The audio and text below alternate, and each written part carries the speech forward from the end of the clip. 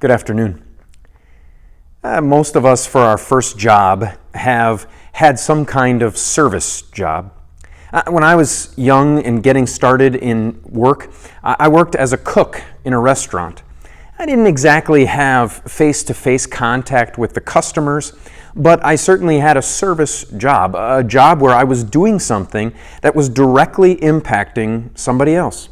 And the work that I did was something that I could take pride in as I sought to use the training that I had received, the information that someone had given to me, to be able to put that to use to serve someone else, even if I never got to see them face to face as I did it. But there are plenty of other jobs that do have face-to-face contact. Think of the grocery store clerk or the person who works at the post office when you walk up to the window. Think about the people that are going to be serving you in restaurants. These are people that you interact with directly, and they interact with you.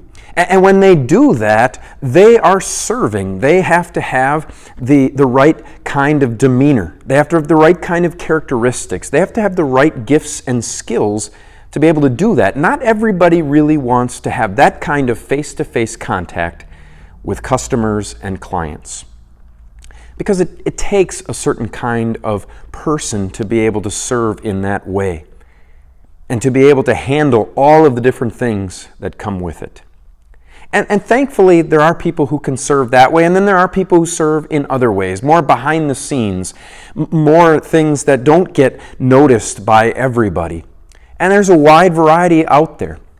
And for Christians too, there's a wide variety of ways to use the gifts and skills that God has given to you, to use them to serve other people. You might be somebody who's right out there serving in the front. You might be somebody who's kind of in the back, unseen, but still serving and doing things that help other people. Whatever it might be, you have gifts and abilities that God has given to you that He wants you to use to serve others. That's what Peter was saying in 1 Peter chapter 4:10. Serve one another, each according to the gift he has received, as good stewards of the many forms of God's grace. The idea that you would have a gift that you can serve with, that you can put to use to serve somebody else, to use that to the glory of God and to help somebody else, that's how you can be serving one another and in the many forms of God's grace to you. Until we see each other again, the Lord's blessings on your day.